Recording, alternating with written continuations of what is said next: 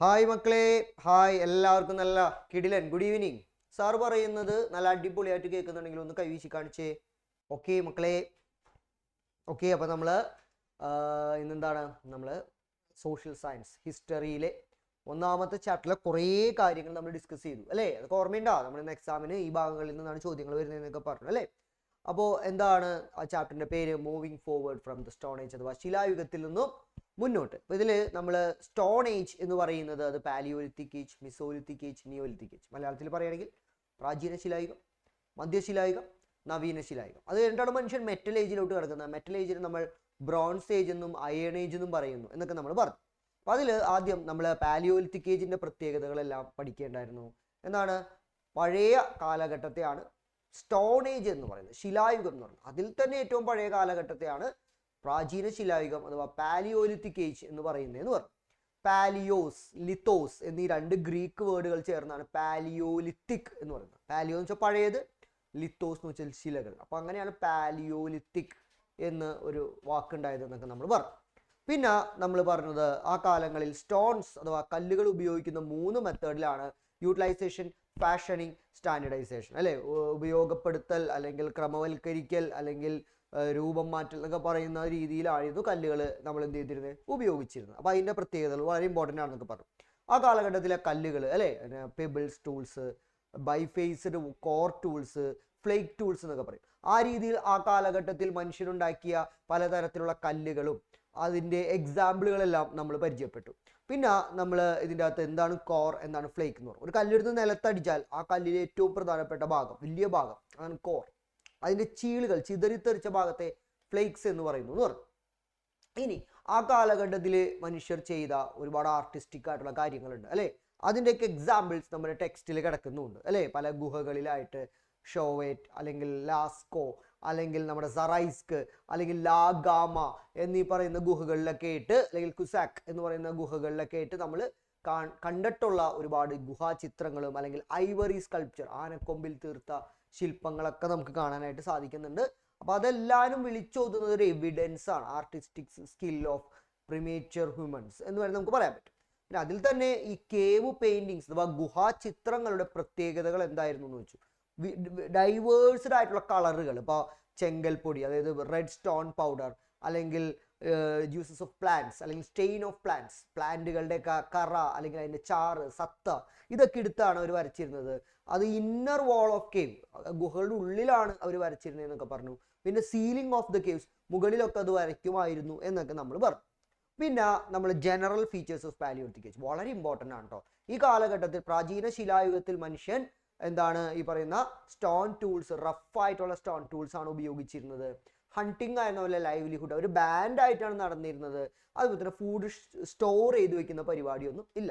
അപ്പം എന്താണ് ബാൻഡ് എന്ന് വെച്ച് കഴിഞ്ഞാൽ, 100-ൽ താഴെയുള്ള ഒരു group of persons, they have blood relation, രക്തബന്ധമുള്ള ഒരേ ഗണത്തിൽപ്പെട്ട 100-ൽ താഴെയുള്ള ആളുകളുടെ കൂട്ടത്തെയാണ് ബാൻഡ് എന്ന് പറയുന്നത്. മനുഷ്യൻ പണ്ട് മുതലേ ഗ്രൂപ്പിസം 10-15,000 വർഷങ്ങൾക്ക് മുമ്പ് മുതലേ മനുഷ്യനിലുണ്ട്, ഇന്നും ഉണ്ട് അത്. ഓക്കെ, അപ്പോൾ ബാൻഡുകളെ കുറിച്ച് നമ്മൾ പറഞ്ഞു. പിന്നീട് മിസോലിത്തിക് ഏജിലോട്ട് കടന്നു. മിസോലിത്തിക് ഏജ് എന്ന് പറഞ്ഞാൽ എന്താണ്? മിസോ, മിഡിൽ, ലിത്ത് എന്ന് വെച്ചാൽ കല്ല്. അപ്പോൾ മധ്യശിലായുഗം, പാലിയോലിത്തിക്കിൽ നിന്നും നിയോലിത്തിക്കിനിടയിലുള്ള കാലഘട്ടത്തെയാണ് മിസോലിത്തിക് എന്ന് പറയുന്നത്. പാലിയോലിത്തിക് ഏജിൽ എന്ന് പറഞ്ഞാൽ റഫ് സ്റ്റോൺസ് ആണെങ്കിൽ മിസോലിത്തിക് ഏജിൽ സ്മോൾ ടൂൾസ് ആണ് ഉപയോഗിച്ചിരുന്നതാണ്. മിസോലിത്തിക്കിനെ പറയുന്ന മറ്റൊരു പേര് ഞാൻ കഴിഞ്ഞ ക്ലാസ്സിൽ പറഞ്ഞിരുന്നു, മൈക്രോലിത്തിക് ഏജ് എന്നാണ് പറഞ്ഞത്. പിന്നെ മിസോലിത്തിക് ഏജിന്റെ എക്സാമ്പിൾ പറഞ്ഞാൽ ഇന്ത്യയിൽ മിസോലിത്തിക് ഏജിൽ ഉണ്ടായിരുന്ന വികാസം എന്ന് പറയുന്നത് വേൾഡിൽ പാലിയോലിത്തിക് ഏജിന്റെ എൻഡ് പീരീഡിൽ എങ്ങനെയായിരുന്നോ അതേപോലെയാണ് എന്ന് നമ്മൾ പറഞ്ഞു. അതിന് ഏറ്റവും വലിയൊരു എക്സാമ്പിൾ ഈ നമ്മുടെ ടെക്സ്റ്റിൽ തന്നെയുണ്ട്, ഗുഹാചിത്രങ്ങൾ. പാലിയോലിത്തിക് ഏജിലാണ് മനുഷ്യൻ ഗുഹകളിൽ ചിത്രങ്ങൾ വരച്ചിരുന്നത്. പക്ഷെ ഇന്ത്യയിൽ അത് മിസോലിത്തിക് ഏജിൽ കാണാൻ പറ്റും. ഭീംബേട്ക അല്ലെങ്കിൽ ലക്ഷദ്വർ അല്ലെങ്കിൽ ഖഥോഡിയ എന്നൊക്കെ പറയുന്ന ഗുഹകളിലൊക്കെ ആയിട്ട് അത്തരം ചിത്രങ്ങൾ കാണാം, മിസോലിത്തിക് ഏജിലെ ചിത്രങ്ങൾ. പിന്നെ നമ്മൾ മിസോലിത്തിക് ഏജിന്റെ ഫീച്ചേഴ്സ് ആണ് നമ്മൾ എന്ത് ചെയ്ത് പറഞ്ഞത്. ആ ഒരു കാലഘട്ടത്തിൽ സ്മോൾ ടൂൾസ് ആണ് ഉപയോഗിച്ചിരുന്നതെന്ന് പറഞ്ഞു. ഗ്യാതറിങ്ങും ഹണ്ടിങ്ങും കൂടാതെ ഫിഷിങ് നമ്മൾ സ്റ്റാർട്ട് ചെയ്തു. അമ്യൂസ്മെന്റ് നമ്മൾ, അതായത് അമ്യൂസ്മെന്റ് എന്ന് പറഞ്ഞാൽ എന്താണ്? അമ്യൂസ്മെന്റ് എന്ന് പറഞ്ഞാൽ നല്ല നല്ല വിനോദങ്ങളെയാണ് അമ്യൂസ്മെന്റ് എന്ന് പറയുക. അപ്പോൾ അമ്യൂസ്മെന്റ് ഒക്കെ നമ്മൾ ചെയ്തിരുന്നു എന്ന് പറഞ്ഞു.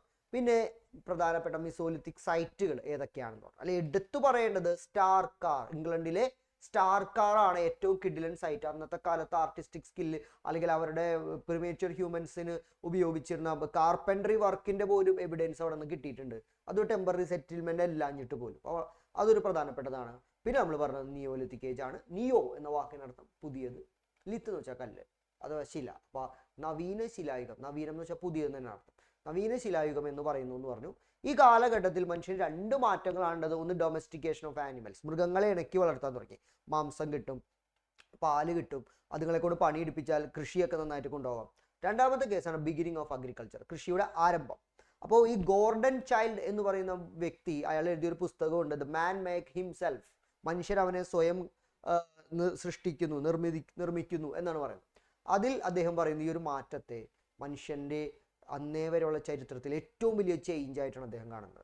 അതുകൊണ്ട് ഈ കാലഘട്ടത്തിൽ അദ്ദേഹം നിയോലിത്തിക് റവല്യൂഷൻ എന്നാണ് പറയുന്നത്. മനുഷ്യൻ ആദ്യമായി എവിടെയാണ് കൃഷി ആരംഭിച്ചത്?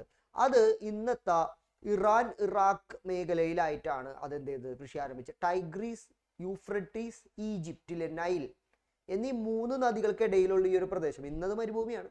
പണ്ടത് നല്ലൊരു സ്ഥലമായിരുന്നു, ഫെർട്ടൈൽ സോയിലായിരുന്നു. അവിടെയാണ് മനുഷ്യൻ ആദ്യമായിട്ട് കൃഷി ചെയ്തതിനുള്ള സകല തെളിവും കിട്ടിയിട്ടുള്ളത്.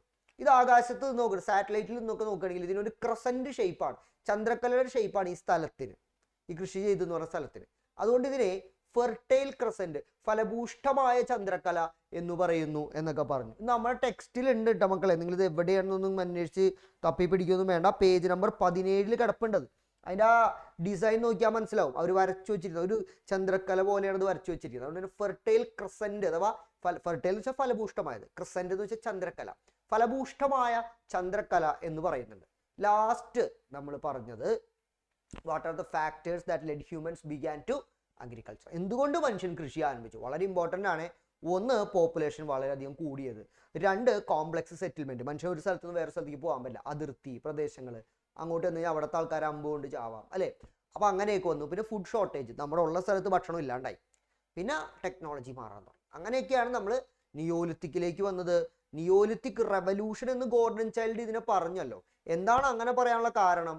അതായത് നിയോലിത്തിക് ഏജിൽ എല്ലാവരും കൃഷി ചെയ്യണ്ട, എല്ലാവരും ഹണ്ടിങ്ങിന് പോകണ്ട, എല്ലാവരും ഗ്യാതറിങ്ങിന് പോകണ്ട. കാരണം എന്താണ്, വളരെ കുറച്ച് പേർക്ക് മാത്രം ചെയ്താൽ മതി, ടെക്നോളജി ആയി. അപ്പോൾ വേറെ ഒരുപാട് പേര്, ഇപ്പോൾ 100 പേരുണ്ടെങ്കിൽ അതിനകത്തൊരു 90 പേരും ഫ്രീ ആയി. അപ്പോൾ അവർ പല ജോലികൾ ചെയ്യാൻ തുടങ്ങി. ചിലർ ആയുധങ്ങൾ ഉണ്ടാക്കാൻ തുടങ്ങി, ചിലർ വേറെ പല പഠിപ്പിക്കലിലേക്ക് മാറി, ചിലർ വീട് വെച്ച് കൊടുക്കുന്ന ജോലിക്കാരായി, ചിലർ കച്ചവടക്കാരായി. അങ്ങനെ പലരും പല ജോലികൾ ചെയ്യാൻ തുടങ്ങിയപ്പോൾ മനുഷ്യന്മാരായി നമ്മൾ അല്ലേ. അങ്ങനെയാണ് നിയോലിത്തിക് ഏജിനെ നിയോലിത്തിക് റെവല്യൂഷൻ എന്ന് പറയുന്നത്. നിയോലിത്തിക് ഏജിന്റെ ഏറ്റവും പ്രധാനപ്പെട്ട സൈറ്റും കൂടെ പറഞ്ഞാണ് നമ്മൾ നിർത്തിയത്. എന്ത്? ജെറിക്കോ എവിടെയാണ്? ഇസ്രായേൽ.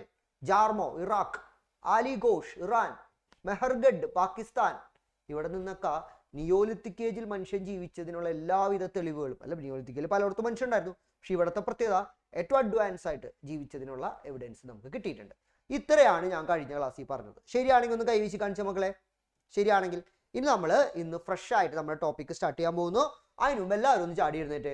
ഇനി നമ്മൾ പറയാനായിട്ട് പോകുന്നത് മെറ്റൽ ഏജ് അഥവാ ലോഹ യുഗത്തെ കുറിച്ചാണ് ഇനി നമ്മൾ പറയാനായിട്ട് പോകുന്നത്. മനുഷ്യൻ കല്ലുപയോഗിച്ച് മടുത്തു. അതായത് കല്ലിന് ഒരുപാട് പരിമിതികളുണ്ട്. കല്ലുകൊണ്ട് ഒരു കത്തിയൊക്കെ ഉണ്ടാക്കി, നല്ലൊരു കത്തിയൊക്കെ ഉണ്ടാക്കി കഴിഞ്ഞ് അതുകൊണ്ട് കുത്തുമ്പോൾ ആ കത്തി ഒടിഞ്ഞു പോകും. കല്ലല്ലേ, ചിലപ്പോൾ പൊടിഞ്ഞൊക്കെ പോകും. അപ്പോഴാണ് മനുഷ്യൻ വേറെ കുറച്ച് കാര്യങ്ങളെ കുറിച്ചൊക്കെ അന്വേഷിച്ചത്. അപ്പോൾ ആദ്യമായി മനുഷ്യൻ കണ്ടെത്തിയ ലോഹം എന്ന് പറയുന്നത് ചെമ്പാണ്, കോപ്പർ. ഇത് കല്ലുമ്മ പറ്റി പിടിച്ചിരിപ്പുണ്ടാവും. നിങ്ങൾ KGF സിനിമ കണ്ടിട്ടുണ്ടോ? KGF ഫസ്റ്റ് ഉണ്ടെങ്കിൽ ഒന്ന് കൈവീശി കാണിച്ചേ. റോക്കി ബാഡ. ഇതിൽ തുടക്കത്തിൽ സൂര്യവർദ്ധൻ ഒരിടത്ത് സ്വർണം കുഴിച്ചെടുക്കുമ്പോൾ ഒരു കല്ലാണ് അയാളുടെ കയ്യിൽ ആദ്യം കിട്ടുന്നത്. ആ കല്ലിന്റെ സൈഡിൽ ഗോൾഡൻ കളറിലെ ഒരു പൗഡർ പോലെ ഇങ്ങനെ പിടിച്ചിരിക്കുന്നുണ്ടാവും. അതാണ് ഗോൾഡ്. ആ കല്ലിൽ നിന്നും ഗോൾഡിനെ മാത്രമായിട്ട് എക്സ്ട്രാക്ട് ചെയ്തെടുക്കണം. ആദ്യകാലങ്ങളിൽ മനുഷ്യൻ കല്ല് ഉപയോഗിച്ചിരുന്നപ്പോഴും അതിന്റെ സൈഡിലൊക്കെ ആയിട്ട് ഓറഞ്ച് കളറിലുള്ള പൗഡർ പോലെ ഒരു സാധനം ഉണ്ടായിരുന്നു. അത് ചെമ്പായിരുന്നു, കോപ്പർ. മനുഷ്യൻ അത് കാര്യമാക്കിയില്ല.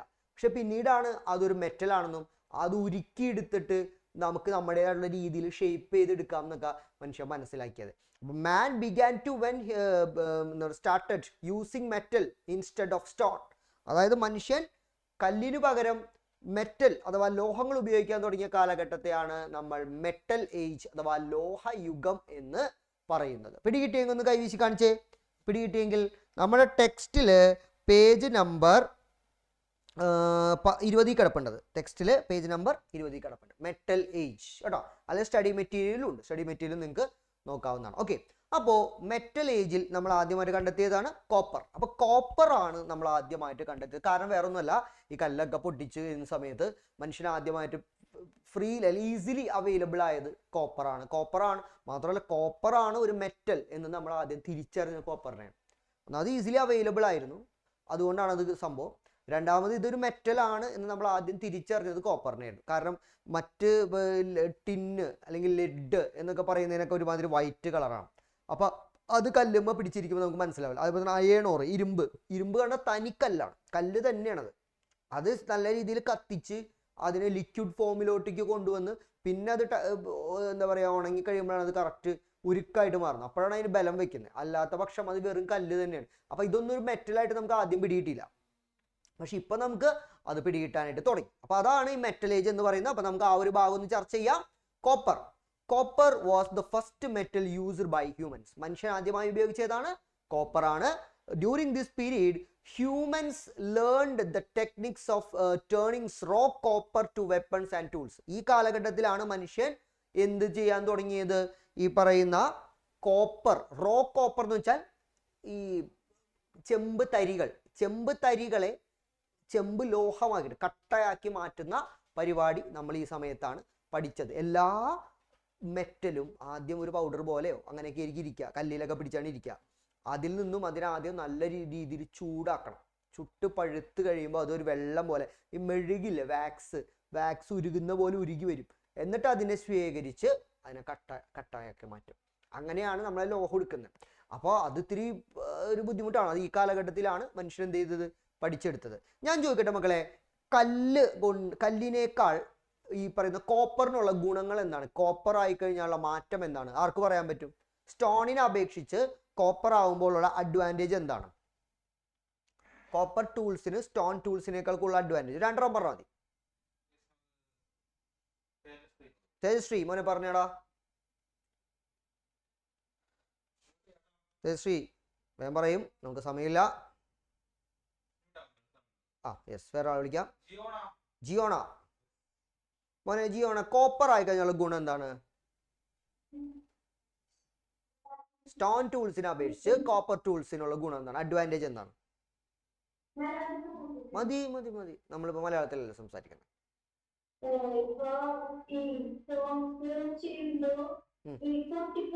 യെസ്, അതെ, കോപ്പർ ആവുമ്പോ അങ്ങനെ പൊട്ടിപ്പോകും. പിന്നെ രണ്ടാമത്തത്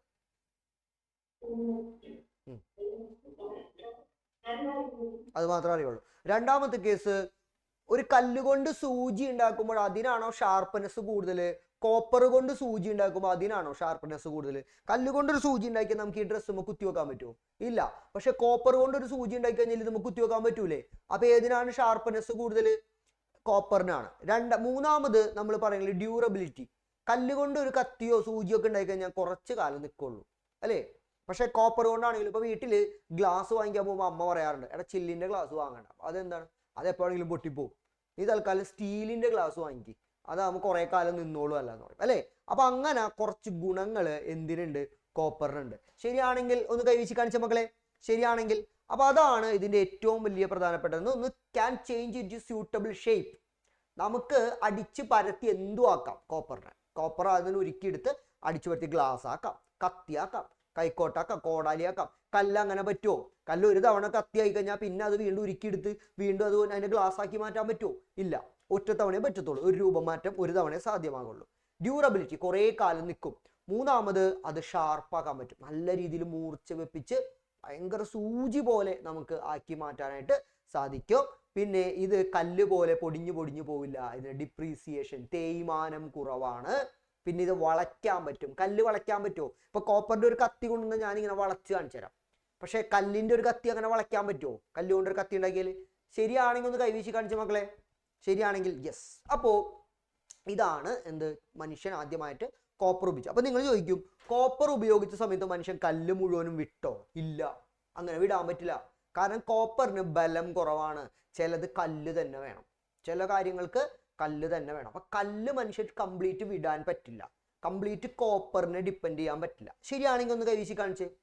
ശരിയാണെങ്കിൽ ഇന്നിപ്പോൾ നമ്മൾ നിൽക്കുന്നത് അയൺ ഏജിലാണ്. ഇനി നമ്മൾ നെക്സ്റ്റ് പോകേണ്ടത് ടെക്നോളജിയുടെ ഏജിലോട്ടാണ്. പക്ഷെ നമുക്ക് മുഴുവനും ടെക്നോളജിയുടെ ഏജിലോട്ട് ഇപ്പോൾ പോകാൻ പറ്റുമോ? ഇപ്പോൾ നമ്മൾ ടെക്നോളജിയുടെ ഏജിലേക്ക് കാലെടുത്ത് വെച്ചെങ്കിലും നമ്മൾ അയൺ വിട്ടിട്ടുണ്ടോ? ഇല്ല. ഇപ്പോൾ ടെക്നോളജിയുടെ ഏജിലോട്ട് നമ്മൾ കാലെടുത്ത് വെച്ചു. അതിന് ഏറ്റവും വലിയ എക്സാമ്പിളാണ് കാറുകൾ. ഇലക്ട്രിക് സെൻസറുള്ള AI കാറുകളൊക്കെ ഇന്ന് അവൈലബിൾ ആണ്. ഡ്രൈവർ പോലും വേണ്ട എന്നാണ് പറയുന്നത്, അല്ലേ സാറ്? യെസ്. എന്നും വിചാരിച്ച് ഇരുമ്പിന്റെ എഞ്ചിൻ അല്ലെങ്കിൽ ഇരുമ്പിന്റെ സെറ്റപ്പ് ഉള്ള കാറ് നമ്മൾ കംപ്ലീറ്റ് ഉപേക്ഷിച്ചിട്ടുണ്ടാവും? ഇല്ല. ഇന്നിപ്പോൾ ബാറ്ററിയിൽ ഓടുന്ന കാറൊക്കെ ഉണ്ട്. പക്ഷെ ഇരുമ്പിനെ നമ്മൾ വിട്ട് കളഞ്ഞിട്ടില്ല. അങ്ങനെ വിട്ട് കളയാൻ പറ്റില്ല പെട്ടെന്ന്. അപ്പൊ മനുഷ്യൻ കല്ലും ചെമ്പും ഒരേപോലെ ഉപയോഗിച്ച കാലഘട്ടമുണ്ട്.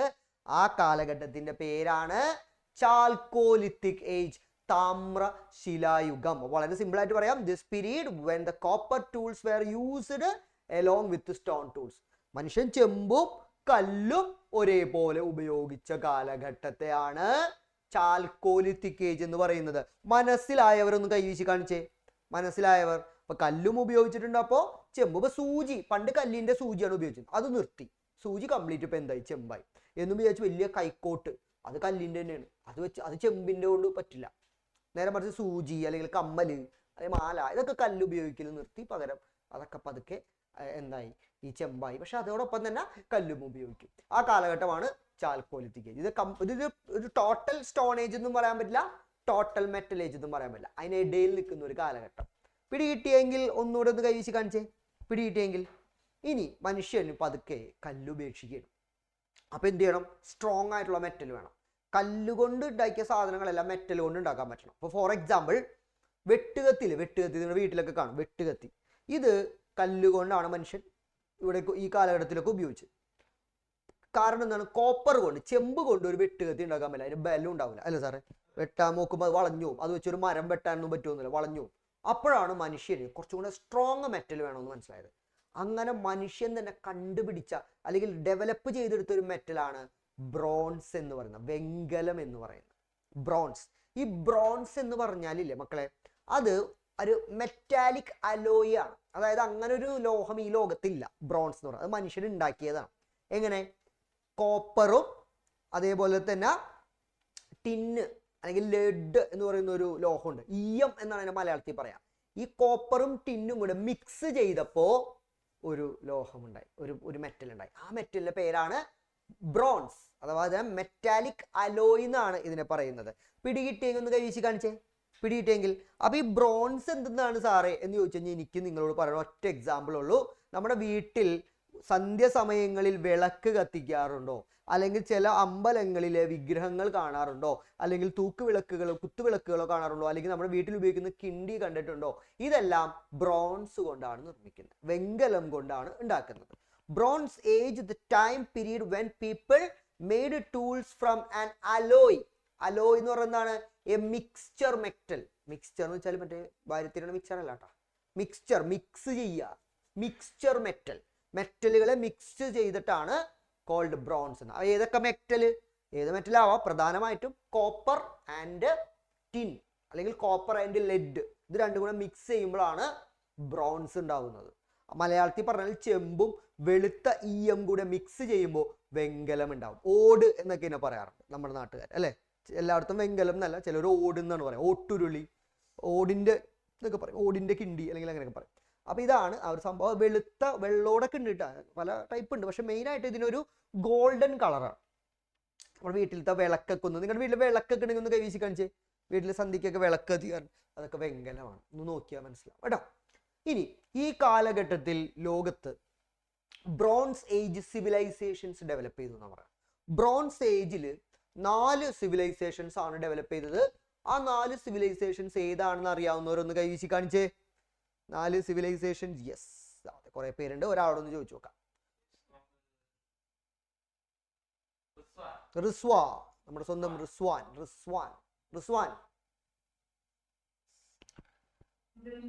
മോനെ, മനുഷ്യൻ ബ്രോൺസ് ഉപയോഗിച്ച് തുടങ്ങിയ കാലഘട്ടത്തിൽ നമ്മുടെ നാട്ടില്, നമ്മുടെ ഈ ലോകത്ത് 4 ടൈപ്പ് സിവിലൈസേഷൻ, അതായത് രാജ്യങ്ങൾ, സാമ്രാജ്യങ്ങൾ എന്ന് വേണമെങ്കിൽ പറയാം, 4 ടൈപ്പ് സിവിലൈസേഷൻ ഡെവലപ്പ് ചെയ്തു. ഏതൊക്കെയാണ് ആ 4 ടൈപ്പ് സിവിലൈസേഷൻസ്?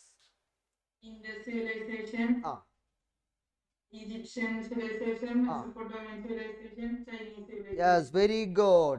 അതായത് ഇൻഡസ് വാലി സിവിലൈസേഷൻ, നമ്മുടെ ഇന്ത്യയിലെ സിന്ധു നദി ഒഴുകുന്ന ഭാഗത്തുണ്ടായ സിവിലൈസേഷൻ, ഈജിപ്തിലെ നൈൽ നദിയുടെ തീരത്തുണ്ടായ ഈജിപ്ഷ്യൻ സിവിലൈസേഷൻ, ടൈഗ്രീസ് യൂഫ്രട്ടീസ് എന്ന് പറയുന്ന ഗൾഫിലൂടെ ഒഴുകുന്ന 2 നദികൾക്കിടയിലുണ്ടായ മെസോപ്പൊട്ടോമിയൻ സിവിലൈസേഷൻ, പിന്നെ നമ്മുടെ ചൈനീസ് സിവിലൈസേഷൻ. ഈ കാലഘട്ടത്തിൽ മനുഷ്യൻ ഇരുമ്പ് കണ്ടുപിടിച്ചിട്ടില്ല. ഇരുമ്പ് എന്ന് പറയുന്ന സാധനത്തെ കുറിച്ച് പോലും നമുക്കറിയില്ല. നമ്മൾ ഈ കാലഘട്ടത്തിൽ എല്ലാ സംഭവങ്ങളും എന്തുകൊണ്ടാണ്? ബ്രോൺസ്, വെങ്കലം കൊണ്ടാണ് ഉപയോഗിച്ചത് കേട്ടോ. എനിക്ക് ചരിത്രകാരന്മാരൊക്കെ പറഞ്ഞ് മഹാഭാരതമൊക്കെ നടന്നത് ഈ കാലഘട്ടത്തിലാണെന്നാണ് കഥ വെച്ച് നോക്കുകയാണെങ്കിൽ. ഓക്കെ, കാരണം ആ കാലഘട്ടത്തിൽ അവരൊക്കെ വേഷം കണ്ടിട്ടില്ല, ഒക്കെ ബ്രോൺസ് ആണ്. രഥം അല്ലെങ്കിൽ അവരുടെ അമ്പും വില്ലൊക്കെ ബ്രോൺസ് ആണ് അല്ലേ സാറ്? യെസ്. അപ്പോൾ നമ്മുടെ നാട്ടിലുണ്ടായ സിവിലൈസേഷനെ ഹാരപ്പൻ സിവിലൈസേഷൻ എന്ന് പറയാറുണ്ട്. ഇൻഡസ് വാലി സിവിലൈസേഷനെ ഹാരപ്പൻ സിവിലൈസേഷൻ എന്ന് പറയാറുണ്ട്. അപ്പോൾ ചോദിക്കുക അതെന്താണ് അങ്ങനെ പറയുന്നത്? ഇൻഡസ് വാലിയിൽ ആദ്യമായിട്ട് കണ്ടെത്തിയ ടൗൺ ഹാരപ്പയാണ്. അപ്പൊ ഹാരപ്പയോട് ചേർന്നാണ് പിന്നെ മോഹൻജദാരോ, ധോലാവിര, ലോഥല്, ഷോർട്ടുങ്കായ് എന്നൊക്കെ പറഞ്ഞിട്ട് ഒരുപാട് സിറ്റികൾ കണ്ടുപിടിച്ചു. അപ്പൊ ഇതിനെല്ലാത്തിനോട് ഒരുമിച്ച് നമ്മൾ ഹാരപ്പൻ സിവിലൈസേഷൻ എന്ന് പറയാറുണ്ട്. ഈ ഹാരപ്പൻ സിവിലൈസേഷനെ ഇന്ത്യയിലെ ഫസ്റ്റ് അർബനൈസേഷൻ എന്ന് പറയാറുണ്ട്. First urbanisation of Indian history. എന്താണ് അങ്ങനെ പറയാനുള്ള കാരണം? ആര് പറയും? അങ്ങനെ പറയാനുള്ള കാരണം എന്താണ്? ഒരു ചോദ്യം തന്നെ എക്സാമിന് വന്നിട്ടുണ്ടായിരുന്നു. Why did Harappa is often considered as the first urbanization in Indian history?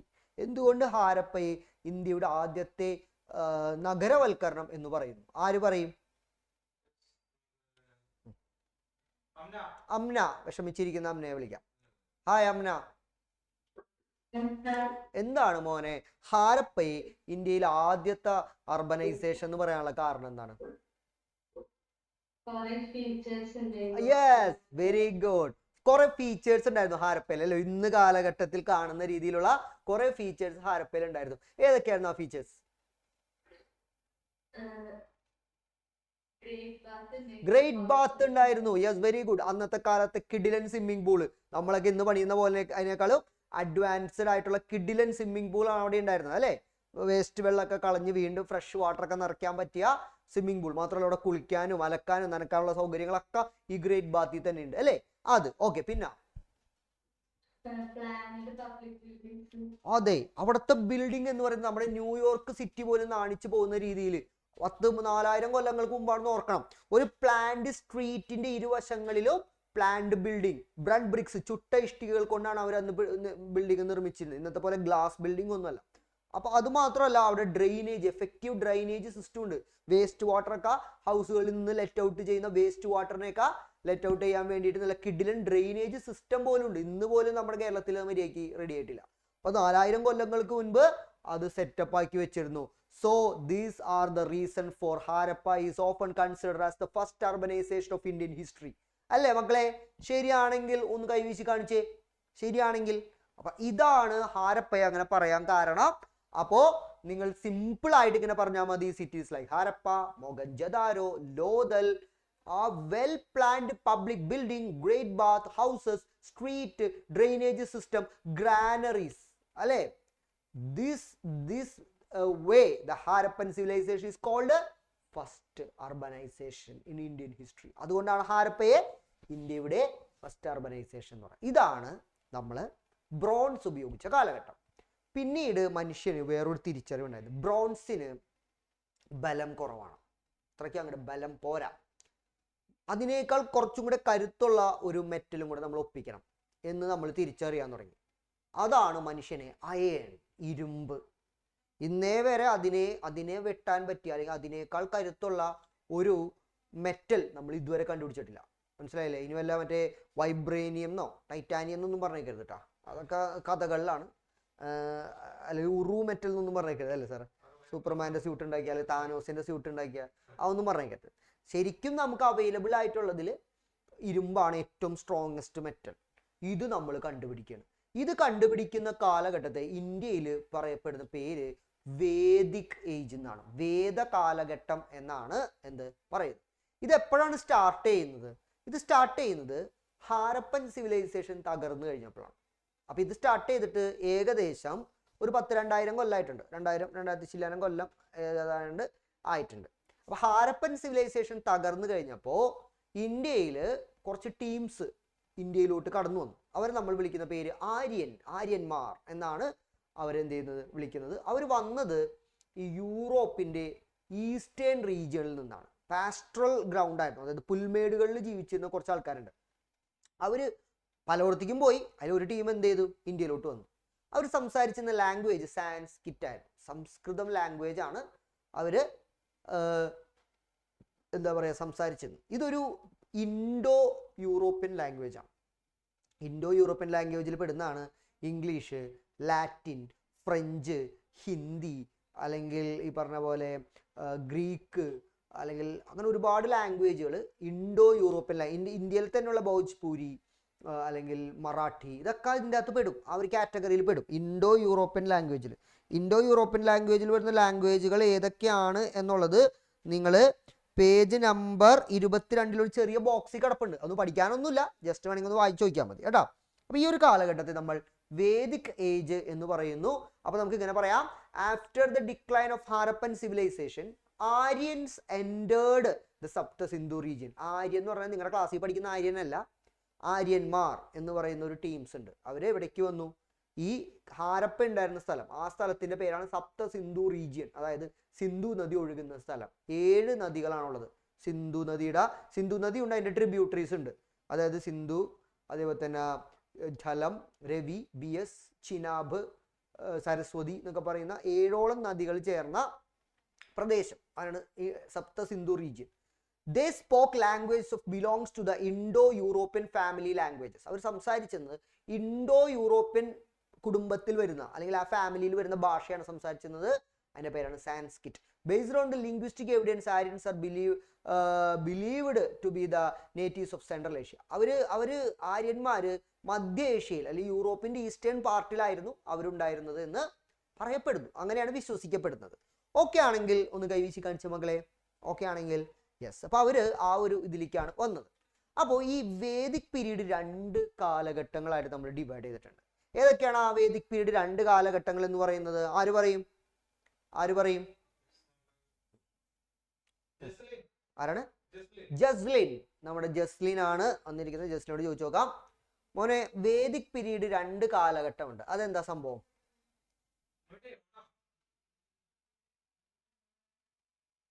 പറയൂലേ? അതുകൊണ്ട് ആവുന്നില്ല. അപ്പൊ നമുക്ക് വേറെ ഒരാളോട് ചോദിച്ചു നോക്കാം. ആഗ്നൽ. ജസ്ലിന് വേറൊരു ചാൻസ് തരാം കേട്ടോ. ആഗ്നൽ.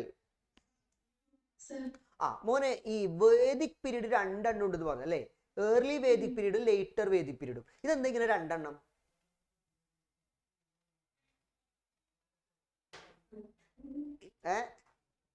എന്തെങ്കിലും ഒരു കാരണം ഉണ്ടാവൂലേ 2 എണ്ണം ആവാൻ? ചോദിച്ചില്ലേ? അപ്പൊ ഇത് അന്വേഷിച്ചില്ല? ഇത് ഇല്ല, അത് ഞാൻ തന്നെ പറയാം.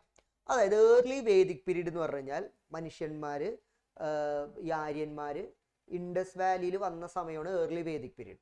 ആ കാലഘട്ടങ്ങളിൽ മനുഷ്യൻ ഇരുമ്പ് കണ്ടുപിടിച്ച് വരുന്നുള്ളൂ. ഇരുമ്പ് കണ്ടുപിടിച്ച് കഴിഞ്ഞപ്പോ മനുഷ്യൻ അവിടെ മാത്രം നിർത്തി ഈ ഇന്ത്യയുടെ ഉള്ളിലോട്ട് കയറാൻ തുടങ്ങി. ഈ ഏർലി വേദിക് പീരീഡിൽ അവര് ഇൻഡസ് വാലിയുടെ അടുത്തെന്ന് പറയുന്നത് ഇന്നത്തെ പാകിസ്ഥാൻ, അവിടെയായിരുന്നു അവര്. പിന്നെ ഇരുമ്പ് കണ്ടുപിടിച്ചോണ്ടിട്ട് കാട് വെട്ടിത്തെളിച്ച്, അന്ന് ഗംഗാ നദിയുടെ തീരം എന്ന് പറഞ്ഞാൽ ഒരു മനുഷ്യ കുഞ്ഞു പോലുമില്ല, നിറച്ച് കാടും മരവുമാണ്. നദി ഒഴുകുന്നു, അതിന്റെ ഇപ്പുറത്തപ്പുറത്തും നിറച്ച് കാട്. ഇരുമ്പ് കൊണ്ടുള്ള കൈക്കോട്ടും വെട്ടുകത്തിയും കോടാലിയൊക്കെ ഉപയോഗിച്ച് അവരവിടുത്തെ കാട് നിരത്തിയാണ് ഇങ്ങോട്ടേക്ക് വന്നത്. ഇന്ന് ഈ കാണുന്ന യുപിയും ബീഹാറും ഡൽഹിയും പഞ്ചാബും ഹരിയാനയൊക്കെ ഇങ്ങനെ കാട് പിടിച്ചെടുക്കായിരുന്നു. ഇതൊക്കെ വെട്ടി തികത്തി വന്ന കാലഘട്ടമാണ് ലേറ്റർ വേദിക് പീരീഡ്. പിടി കിട്ടിയെങ്കിലും ഒന്ന് കൈവീശി കാണിച്ചേ. അപ്പൊ ഇതിനെ 2ആയിട്ട് തിരിക്കാനുള്ള എല്ലാ എവിഡൻസും കിട്ടിയിട്ടുണ്ട്. ഏർലി വേദിക് പീരീഡിൽ മനുഷ്യൻ ആദ്യമായിട്ട് ആര്യന്മാർ അവിടെ റെഡിയാക്കിയ പുസ്തകമാണ് ഋഗ്വേദം എന്ന് പറയും. ആദ്യത്തെ വേദമായിട്ടാണ് അതിനെ കാണുന്നത്, ഋഗ്വേദ എന്ന് പറയും. 2ാമത്തതിനെയാണ് ലേറ്റർ വേദിക് പീരീഡ് ആണ് പിൽക്കാല വേദ കാലഘട്ടം എന്ന് പറയുന്നത്. അതിനെ നമ്മൾ ആ കാലഘട്ടത്തിൽ മറ്റ് വേദങ്ങൾ രചിച്ചു, അതായത് യജുർവേദ, സാമവേദ, അഥർവവേദ. അപ്പൊ ഹിസ്റ്റോറിയൻസ് പറയുന്നത് ഋഗ്വേദം രചിച്ച കാലഘട്ടം ഏർലി വേദിക് പീരീഡ്, ആദ്യകാല വേദകാലം. മറ്റേ ലേറ്റർ വേദിക് പീരീഡ് പിന്നീടുള്ള പുസ്തകങ്ങളൊക്കെ എഴുതിയ, അതായത് യജുർവേദം, സാമവേദം, അഥർവവേദം, ഇതൊക്കെ എഴുതിയത് ലേറ്റർ വേദിക് പീരീഡ് ആണ് എന്നാണ് പറയുന്നത്. നിങ്ങളൊന്ന് മനസ്സിലാക്കാൻ വേണ്ടി പറഞ്ഞതാണ്. പിടികിട്ടിയെങ്കിൽ ഒന്ന് കൈവീശി കാണിച്ചേ. പിടികിട്ടിയെങ്കിൽ. ഇനി എന്താണ് വേദങ്ങൾ എന്ന് പറഞ്ഞു കഴിഞ്ഞാൽ സിമ്പിളായിട്ട് പറഞ്ഞാൽ ഗൈഡ് ലൈൻസ്. അന്നത്തെ കാലത്ത് ആളുകൾ ജീവിക്കാൻ ഇങ്ങനെ ഇന്ന പോലെ വേണം നിങ്ങൾ ജീവിക്കാൻ എന്ന ആളുകളെ പറഞ്ഞ് പഠിപ്പിക്കുന്ന ഒരു മാനിഫെസ്റ്റോ അല്ലെങ്കിൽ ഒരു ഗൈഡ് ലൈൻ അങ്ങനെ കണ്ടാൽ മതി ഇതിനെ. ഓക്കെ, അപ്പോൾ അതാണ് ഈ പറയുന്ന വേദങ്ങൾ എന്ന് പറയുന്നത്. അപ്പോൾ ഋഗ്വേദം സംസ്കൃതം ഭാഷയിലാണ് എഴുതിയത്. ഋഗ്വേദം എഴുതിയത് ഏർലി വേദിക് പീരീഡിലും ലേറ്റർ വേദിക് പീരീഡിലാണ് പിന്നീട് ഉണ്ടായി യജുർവേദവും സാമവേദവും അഥർവവേദവും ഒക്കെ എന്ത് ചെയ്തത്, എഴുതപ്പെട്ടത്. ഇതൊക്കെ സംസ്കൃതത്തിലാണ് എന്ത് ചെയ്തത്, എഴുതിയിരുന്നത് മനസ്സിലാക്കാം. ഇനി ഏർലി വേദിക് പീരീഡും ലേറ്റർ വേദിക് പീരീഡും തമ്മിലുള്ള വ്യത്യാസം ഞാൻ പറഞ്ഞുതരാം. നിങ്ങളുടെ ടെക്സ്റ്റിൽ ഒരു ടേബിൾ കിടപ്പുണ്ട്, പേജ് നമ്പർ 23 കുറേ കാര്യങ്ങൾ കിടപ്പുണ്ട്. നിങ്ങൾ അതിനകത്ത് ഒരു 4 പഠിച്ചാൽ മതി, 4 വ്യത്യാസങ്ങൾ പഠിച്ചാൽ മതി. ഒരു കാര്യം പറയാം, ഏർലി വേദിക് പീരീഡിൽ മനുഷ്യന് കൃഷി കുറവാണ്, പാസ്റ്റോറൽ എക്കോണമി ആണ്, അതായത് മൃഗങ്ങളെ നോക്കലാണ് പണി. ലേറ്റർ വേദിക് പീരീഡിൽ മനുഷ്യൻ കൃഷി ആരംഭിച്ചു. ഏർലി വേദിക് പീരീഡിൽ മനുഷ്യൻ സെമി നോമാഡുകളാണ്, പകുതി മാത്രം നാടോടികൾ, അതായത് കുറച്ചു കാലം അവിടെ നിൽക്കും പിന്നെ പോകും. ലേറ്റർ വേദിക് പീരീഡിൽ പെർമനന്റ് സെറ്റിൽമെന്റ് ആണ്. ഏർലി വേദിക് പീരീഡിൽ ട്രൈബൽസ് ആയിരുന്നു, ഗോത്രങ്ങളായിട്ടാണ് താമസിച്ചത്. ലേറ്റർ വേദിക് പീരീഡിൽ ഗോത്രങ്ങളൊക്കെ പോയി, അവര് ഒരു എന്താ പറയാ ഒരു ഒരു ഒരു രാജ്യമായി മാറി. അവിടെ പല ഗോത്രങ്ങളുണ്ടാവും, പക്ഷെ അതൊന്നും വിഷയമല്ല, രാജ്യങ്ങൾ. ഇപ്പൊ ഞാൻ പറയട്ടെ, നമ്മളെ കൂട്ടത്തിൽ പല ജാതിക്കാരുണ്ട്, ഹിന്ദു, ക്രിസ്ത്യാനി, മുസ്ലിം, പാഴ്സി, ജൂത, ജൈന, ബുദ്ധ എന്നൊക്കെ പറഞ്ഞ് പല ജാതി മതസ്ഥരുണ്ട്. പക്ഷെ ഇവർ മുഴുവൻ ഇന്ത്യയിലല്ലേ ജീവിക്കുന്നത്, ഇവർ ഇന്ത്യക്കാരെന്നല്ലേ പറയാറ്. അല്ലാതെ ഹിന്ദുക്കൾക്ക് വേണ്ടി മാത്രം ഒരു രാജ്യം അല്ലെങ്കിൽ ക്രിസ്ത്യാനികൾക്ക് വേണ്ടി മാത്രം അങ്ങനെയുണ്ടോ? ഇല്ലല്ലോ. അപ്പോൾ ഏർലി വേദിക് പീരീഡിൽ അങ്ങനെയായിരുന്നു, ഞങ്ങളെല്ലാവരും ഒരുമിച്ച്, ഞങ്ങൾ ഇന്ന ഗോത്രത്തിൽപ്പെട്ടവർ, ഞങ്ങൾ ഒരുമിച്ച്, അല്ലെങ്കിൽ ഇന്ന ട്രൈബാണ്. പക്ഷെ ഇവിടെ അങ്ങനെയില്ല. പിന്നെ ഏർലി വേദിക് പീരീഡ് ഒരു അഡ്വാൻറ്റേജ്, സ്ത്രീകളും പുരുഷന്മാരും ഒരേപോലെയായിരുന്നു ഏർലി വേദിക് പീരീഡിൽ. ലേറ്റർ വേദിക് പീരീഡിൽ അത് പോയി. എങ്ങനെയായി? വുമൻസ്, സ്ത്രീകൾക്ക് സ്ഥാനം കുറഞ്ഞു, പുരുഷന്മാരാണ് മെയിൻ, ആണുങ്ങളാണ് മെയിൻ, ആണുങ്ങളുടെ പിന്നിലാണ് ആര് വരുന്നത്, സ്ത്രീകൾ വരുന്നത്. അങ്ങനെ ഒരു സെറ്റപ്പായിട്ട് മാറി. പിടികിട്ടിയെങ്കിൽ ഒന്ന് കൈവീശി കാണിച്ചേ, പിടികിട്ടിയെങ്കിൽ. യെസ്. അപ്പോൾ ഏർലി വേദിക് പീരീഡും ലേറ്റർ വേദിക് പീരീഡും വളരെ ചുരുക്കിയാണ് നമ്മൾ പഠിക്കേണ്ടത്. അത് ഭയങ്കരമായിട്ടൊന്നും നിങ്ങൾ പഠിക്കേണ്ട, ഒരു 4 വ്യത്യാസം 5 വ്യത്യാസമൊക്കെ പഠിച്ചാൽ മതി. അപ്പോൾ ഏർലി വേദിക് പീരീഡ് സപ്ത സിന്ധു റീജിയനിലാണ്, ലേറ്റർ വേദിക് പീരീഡ് ഗംഗാ പ്ലെയിനിലാണ്. ഏർലി വേദിക് പീരീഡിൽ പാസ്റ്റോറൽ എക്കോണമി ആണ്. പാസ്റ്റോറൽ എക്കോണമി എന്ന് വെച്ചാൽ കന്നുകാലികളെ മേയ്ക്കൽ, ആട്, പശു, അതിനൊക്കെ മേയ്ക്കലാണ് പാസ്റ്റോറൽ എക്കോണമി. ഇടയ ജീവിതം എന്ന് വേണമെങ്കിൽ മലയാളത്തിൽ പറയാം. ലേറ്റർ വേദിക് പീരീഡിൽ അഗ്രികൾച്ചർ ആയിരുന്നു ഗിവൺ ഇമ്പോർട്ടൻറ്റ്, പ്രാധാന്യം കൊടുത്തു. ഏർലി വേദിക് പീരീഡിൽ സെമി നോമാഡ് എന്ന് വെച്ചാൽ പകുതി നാടോടികൾ. നോമാഡ് എന്ന് വെച്ചാൽ നാടോടി, സെമി എന്ന് വെച്ചാൽ പകുതി നാടോടികൾ. സെമി ഫൈനൽ എന്ന് പറയില്ല, പകുതി ഫൈനൽ അല്ലേ. സെമി നോമാഡ് ആയിരുന്നു. ഇവിടെയോ സെറ്റിൽഡ് ലൈഫായി. അങ്ങനെ നാടോടി ജീവിതമൊക്കെ നിർത്തി ഓരോരുത്തർ സ്ഥിരമായിട്ട് താമസം തുടങ്ങി.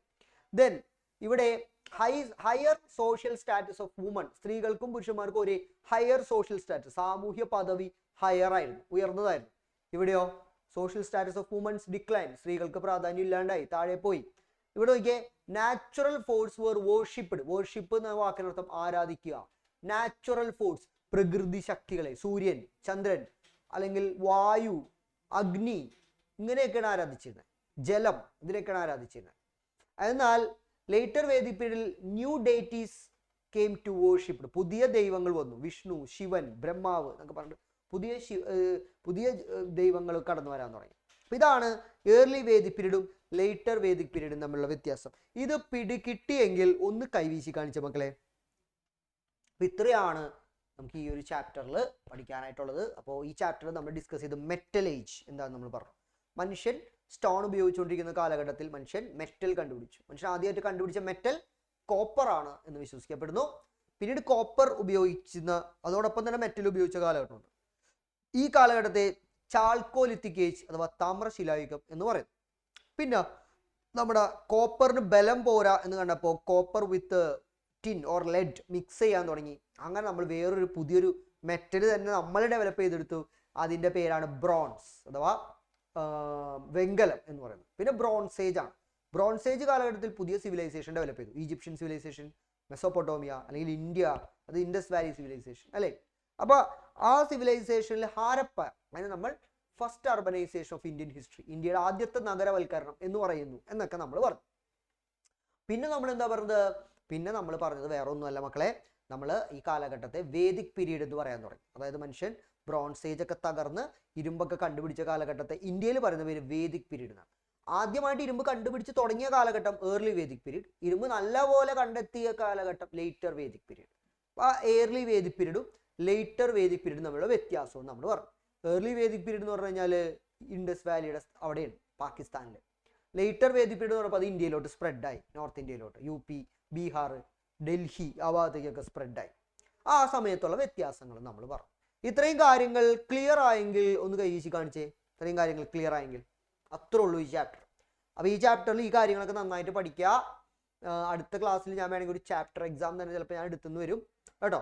അപ്പോൾ ഈ ചാപ്റ്ററിൽ ചാപ്റ്റർ എക്സാം ആണെങ്കിലും ലാസ്റ്റ് ഭാഗങ്ങളൊക്കെ ആയിരിക്കും ഞാൻ എന്ത് ചെയ്യുക എടുക്കാൻ പോകുന്നത്. അപ്പോൾ അതെന്ത് ചെയ്യുക, നന്നായിട്ട് എന്ത് ചെയ്യുക, അതൊക്കെ പഠിച്ചിട്ട് വരാം. ഈ കാര്യങ്ങളൊക്കെയാണ് പഠിക്കുന്നത്. ഏർലി വേദിക് പീരീഡും ലേറ്റർ വേദിക് പീരീഡും നമ്മൾ വ്യത്യാസം, ഹാരപ്പ എന്തുകൊണ്ട് ഫസ്റ്റ് അർബനൈസേഷൻ എന്ന് പറയുന്നു, എന്താണ് മെറ്റൽ ഏജ്, എന്താണ് ബ്രോൺസ് ഏജ്, എന്താണ് ചാൽക്കോലിത്തിക് ഏജ്, ഇതൊക്കെയാണ് നിങ്ങൾ പഠിക്കേണ്ടത്. ഓക്കെ ആണെങ്കിൽ ഒന്ന് കൈവീശി കാണിച്ച്. ഓക്കെ ആണെങ്കിൽ യെസ്. അപ്പോൾ ഈ ഭാഗത്ത് നിന്നൊരു ചോദ്യങ്ങളൊക്കെ ചോദിച്ചാലോ സാറേ? ഈ ഭാഗത്ത് നിന്ന് നമുക്ക് ചെറിയൊരു ചോദ്യങ്ങളൊക്കെ നിങ്ങളോട് ചോദിക്കാം. ഞാൻ മാത്രമല്ല മറ്റു സാറുമാരും ചോദിക്കാൻ റെഡിയാണ്.